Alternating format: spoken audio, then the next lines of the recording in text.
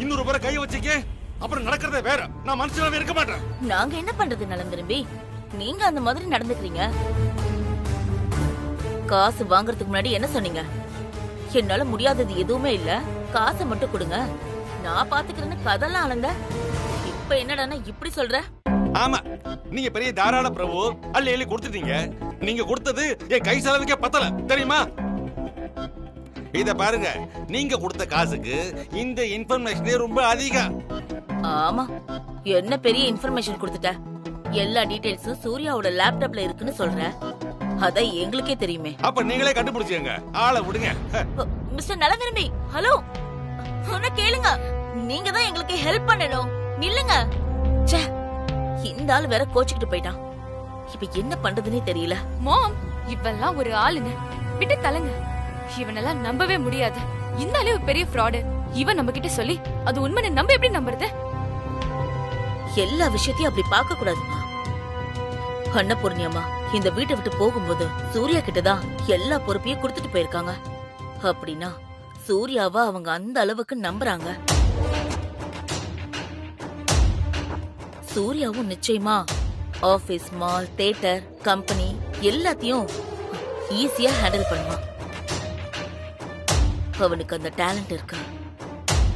So அந்த நலம் விரும்பி சொல்ற மாதிரி கண்டிப்பா சூர்யா லேப்டாப்ல தான் சூரிய வம்ச குடும்பத்தோட மொத்த டீடைல்ஸ், இன்ஃபர்மேஷன் எல்லாமே இருக்கணும்.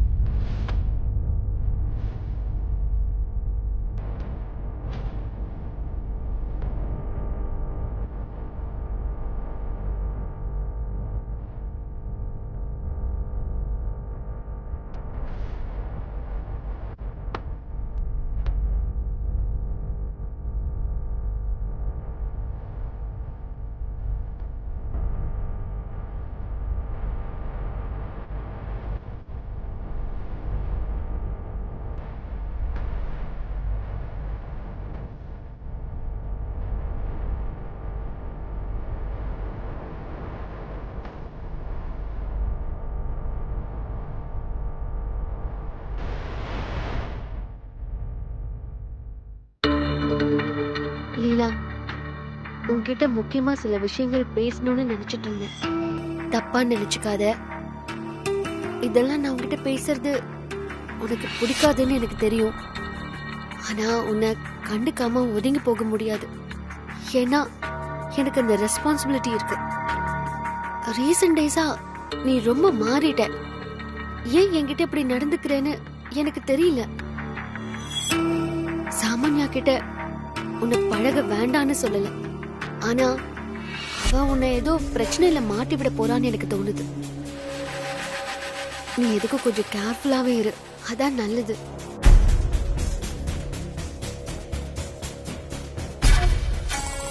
என்ன லீலா, எதுவுமே பேச மாட்டேங்க?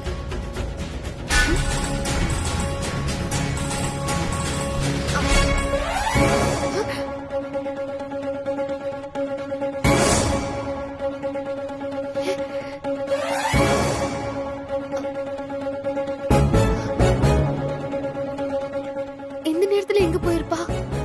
ஐயோ, ஏதோ தப்பா இருக்கே. நிச்சயம் லீலா எங்க இருப்பான்னு சாமான்யாக்கு தெரியும்.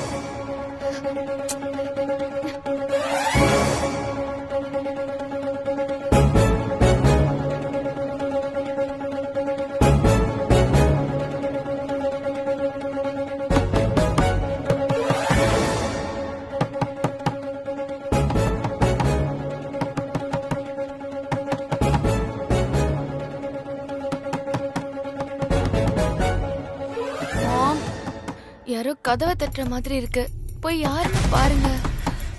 கனவா இருக்க போது பேசாம தூங்குடி.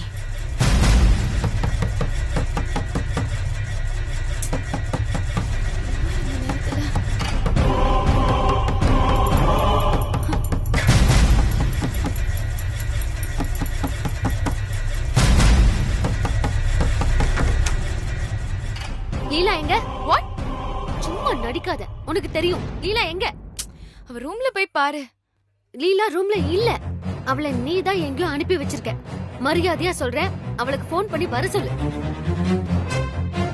வீட்ல இருக்கிறவங்களுக்கு மட்டும் விஷயம் தெரிஞ்சது அவ்வளவுதான், பெரிய பிரச்சனை ஆயிடும். வெளியில தெரிஞ்சா இந்த குடும்பத்தோட மானம் கௌரவம் எல்லாமே போயிடும். ஹே, ஸ்டாப் திஸ் நான்சென்ஸ். நீ மட்டும் பேசிட்டே போற. இடியட். நீ என்ன வேணாலும் சொல்லிக்கோ, எனக்கு கவலை இல்ல. லீலா எங்கன்னு மட்டும் சொல்லு. என்னாச்சு சாம்? எதுக்கு இவ வந்து கத்திக்கிட்டு இருக்கா? லீலாவ காணுமா? அதுக்கு என்ன காரணம் சொல்லிட்டு இருக்கா? ஏய், நீ என்ன லூசா? தூங்கிட்டு இருக்கவங்க எழுப்பி கேள்வி கேட்டுட்டு இருக்கா? போய் எங்காவது ரூம்ல பாரு, எங்களை நிம்மதியா தூங்க விடு. மாமா ப்ளீஸ் மா, அவ ரூம்ல போய் பார்த்தேன், அவளை காணோம். அதனாலதான் இவகிட்ட வந்து கேக்குறேன். நீங்களும் இவகிட்ட சொல்லுங்களேன் ப்ளீஸ் மா, ப்ளீஸ். ஏய், உனக்கு ஒரு தடவை சொன்னா புரியாது. சாம், எதுக்கு இப்ப அவங்க திட்டிட்டு இருக்காங்க?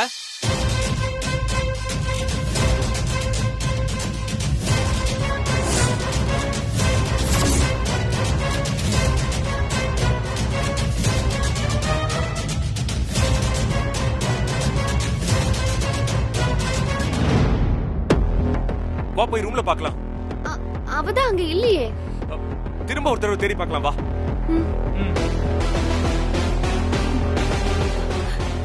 ஏய், நீ போ.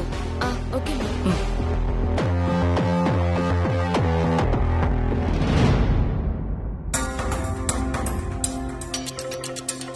சாமான்யா, உண்மையை சொல்லு.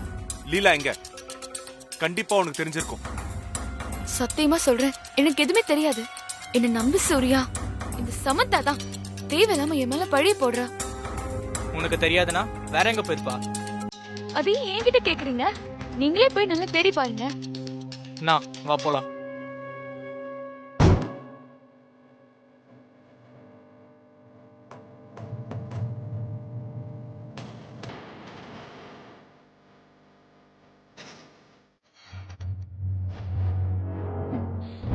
உன் தங்கச்சியே வந்துட்டா, அவளே கேளுங்க எங்க போனாங்க. ராத்திரி நேரத்துல தூங்க விடாம டிஸ்டர்ப் பண்ணிக்கிட்டேன். என்னாச்சு? என் ரூம்ல எல்லாரும் என்ன பண்ணிட்டு இருக்கீங்க? நீ எங்க போன? பார்த்தா தெரியல, மொட்டை மாடியில படிச்சிட்டு இருந்தேன்.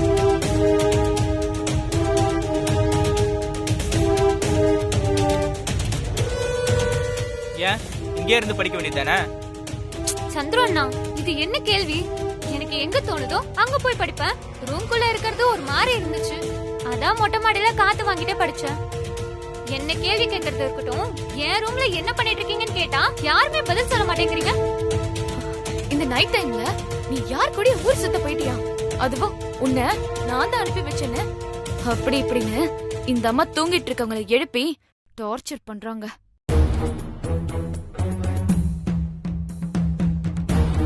உங்களுக்கு ஏன் இவ்வளவு கேவலமான புத்தி? என் மேல அனாவசியமா இப்படி பழி போடுறீங்க. நானும் பாத்துக்கிட்டே இருக்கேன். கொஞ்ச நாளா நீங்க அதிகமா கொஸ்டின் கேட்டுட்டே இருக்கீங்க.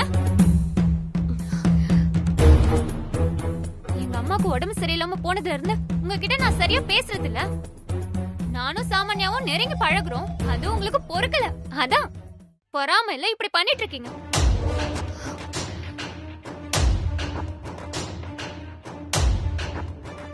நியாயமா பார்த்தா நான் தான் உங்க மேல தப்பு சொல்லணும். எங்க அம்மா இல்லாத நேரம் பார்த்து நீங்க தான் என் அண்ணன் கூட நெருங்கி பழக பாக்குறீங்க.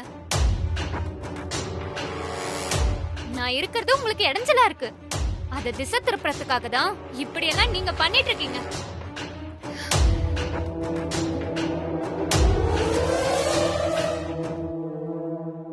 லீலா, வர வர வாய் உனக்கு ரொம்ப ஓவரா போயிட்டு இருக்கு. மரியாதையா பேசு. அண்ணா, அத அவங்க கிட்ட சொல்லுங்க. சரி லீலா, சாம் சொன்னது பொய்னே வச்சுக்கலாம். மாடியில படிக்க போன பொண்ணு ஏன் மொபைலை சுவிட்ச் ஆஃப் பண்ணி வச்ச? படிக்கும் போது மொபைல் யூஸ் பண்ண கூடாதுன்னு நீங்க தானே சொல்லி கொடுத்தீங்க. என்ன மறந்துருச்சா? அப்போ இந்த பிளாங்கெட் பில்லோ செட்டப்லாம் என்ன கேட்டா எனக்கு எப்படி தெரியும்? என் மேல பழி போட நீங்களே கூட செட் பண்ணிருக்கலாம். ஏய் சாம், சாம், சாம், அந்த சமந்தா ஏதோ சொன்னான்றதுக்காக நீ என்னையே சந்தேகப்பட்டு கேள்வி கேக்குற? அது கூட பரவாயில்ல. அந்த சமந்தா பேச்ச கேட்டுட்டு நீ உன் தங்கச்சியை சந்தேகப்படுறல்ல, அதான் என்னால ஜீர்ணிக்கவே முடியல. எங்க அண்ணனுக்கு அவங்க தான் முக்கியம். இல்லனா அந்த சமந்தா என்ன பத்தி சொன்ன உடனே என் தங்கச்சி அப்படிப்பட்ட ஆளே இல்லன்னு சொல்லவே இல்ல பாத்தீங்களா?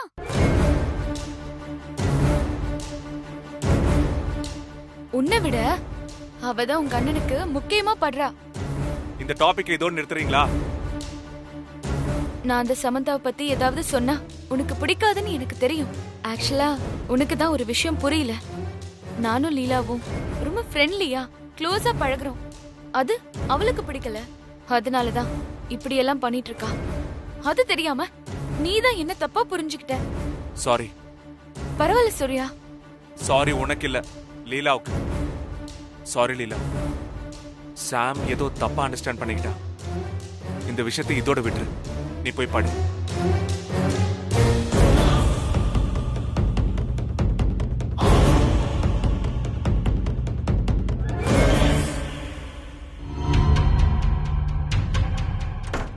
சூப்பர் லீலா.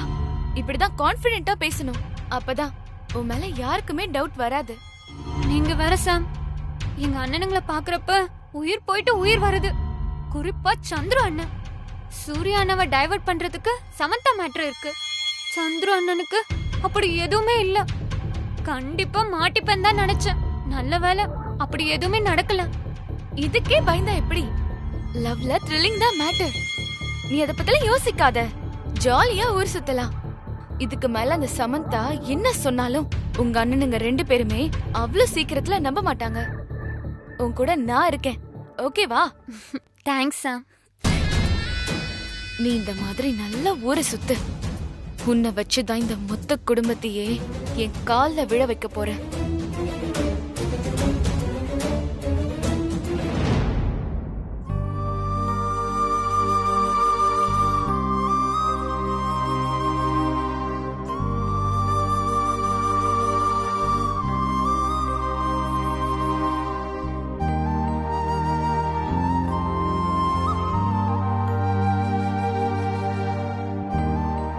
சாம்,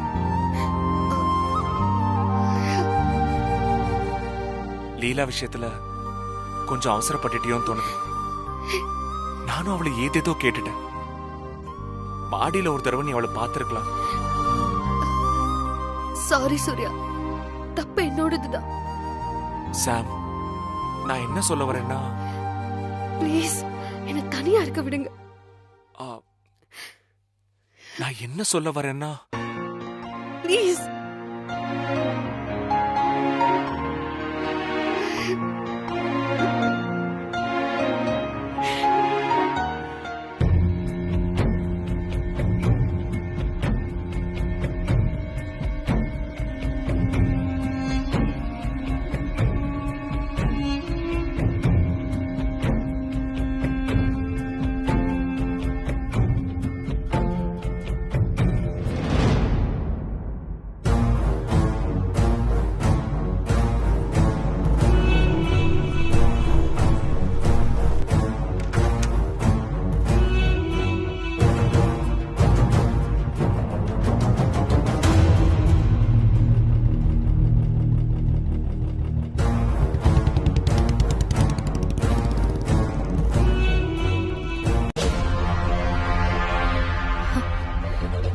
லீலா, உன்னை நினைச்ச சந்தோஷமா இருக்கு. என்ன ஸ்பீட்ல இருக்க? இப்பதான் சொன்ன, அதுக்குள்ள அவன் கூட போற. இதே மாதிரி இவன் கூட பழகி நீ அந்த அபி மேல பைத்தியக்காரியா ஆகணும். ஓ மூலமா சூர்யாவோட லேப்டாப்ப அவன் கிட்ட கொடுக்கணும். எனக்கு தேவையான காரியத்தை நான் சாதிக்கணும். அப்புறம் இந்த சூர்யா என் கால்ல விழணும்.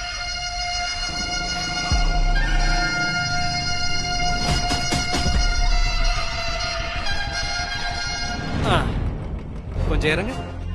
என்னாச்சு? அவ்வளவுதான், நம்ம போக வேண்டிய இடத்துக்கு அப்படியே வந்தாச்சு. போ அபி, நீ என்னை ஏமாத்திட்ட. நீ ஏதோ என்ன லாங் டிரைவ் கூட்டிட்டு போறேன்னு நினைச்சு செம்ம இமேஜினேஷன்ல இருந்தேன். கடைசியில வீட்டுக்கு பக்கத்துலயே வந்து இறக்கி விட்டுட்ட. பேபி, இப்பதானே லவ் பண்ண ஆரம்பிச்சிருக்கோம். போக போக உன்னை ரொம்ப தூரம் கூட்டிட்டு போறேன். Really? S my princess.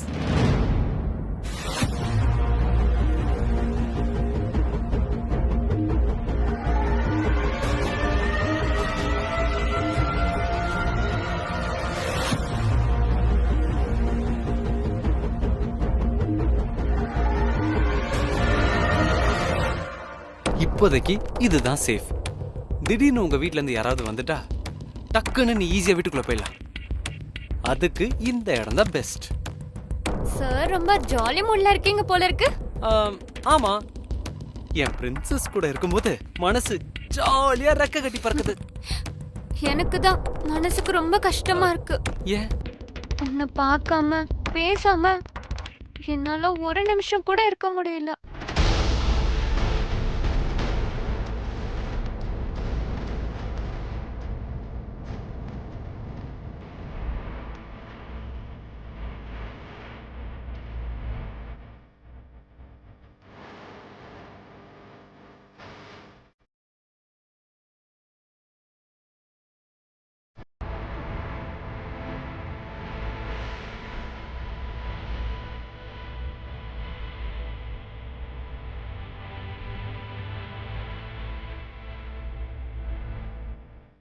Hello,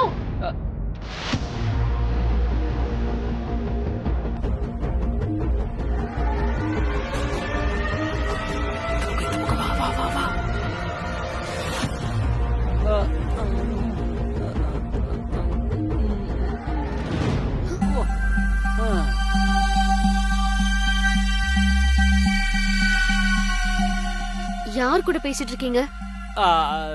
அதாவது எனக்கு பேச்சு சரியா வராது. அதனால டாக்டர் என்கிட்ட நீ நைட்ல தனியா பேசி பிராக்டிஸ் பண்ணுன்னு சொன்னாரு. அதான் தனியா பேசிக்கிட்டு இருக்கேன். இதுல உங்களுக்கு ஏதாவது பிரச்சனையா? நீங்க என்ன சப் இன்ஸ்பெக்டரா இப்படி விசாரிச்சிட்டு இருக்கீங்க? ஹலோ மேடம், என்ன பாக்குறீங்க? போங்க, போய் தூங்குற வேலையை பாருங்க.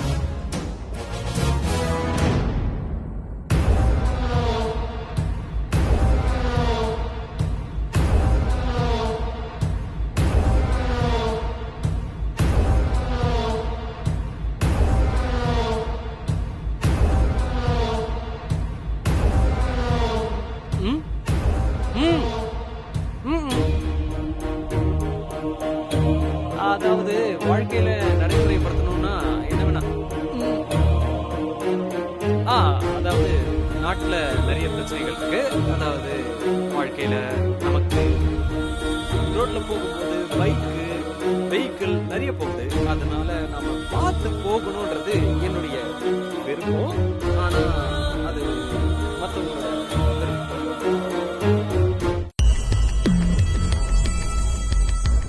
சூப்பர் அபி, அவளுக்கு நல்லா கொடுத்து அனுப்பிட்டேன்.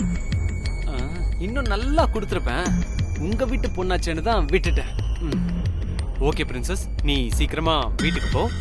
நான் சொன்ன மாதிரியே அந்த சிபிஐக்கு உன் மேல சந்தேகம் வந்துருச்சு. கண்டிப்பா உன்னை ரூம்ல போய் தேடுவா.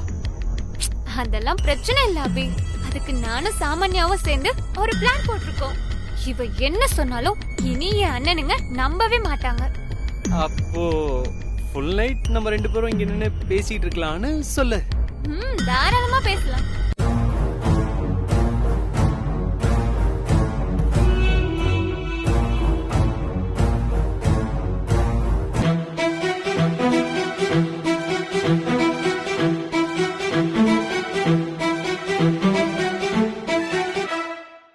நாம ரெண்டு பேரும் டான்ஸ் ஆடலாமா? டான்ஸ் பண்ணலாமே. Come on.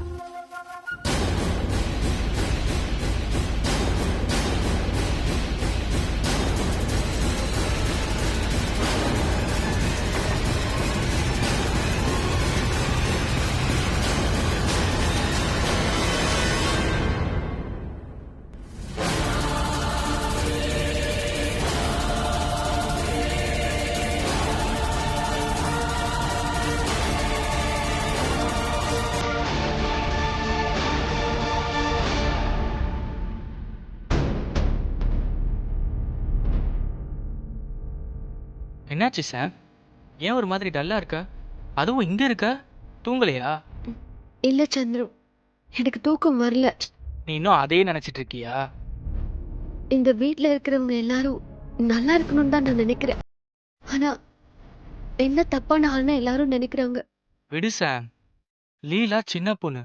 கொஞ்ச நாளாவே அவ ஆக்டிவிட்டீஸ்ல ஏதோ ஒரு சேஞ்சஸ் தெரியுது. அதனாலதான் அவ பேசிட்டு இருக்கா. நீ ஒன்னும் ஃபீல் பண்ணாத, பாத்துக்கலாம். அதை நினைச்சாதான் எனக்கு பயமா இருக்கு. ஏதோ ஒரு பிரச்சனை திரும்ப வரப்போகுதுன்னு என் உள் மனசு சொல்லிக்கிட்டே இருக்கு.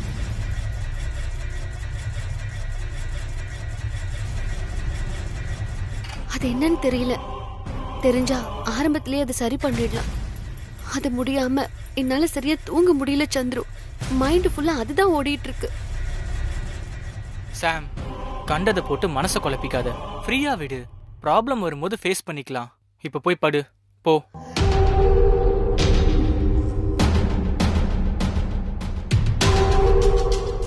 இந்த ப்ராப்ளம்ஸ் எல்லாம் யாரோ பிளான் பண்ணி பண்ற மாதிரி தான் தோணுது. இன்னைக்கு அவன் நடந்துகிட்ட விதத்தை வச்சு பார்க்கும்போது ஏதோ ஒரு பிரச்சனை லீலாவால தான் வருமோன்னு எனக்கு தோணுது.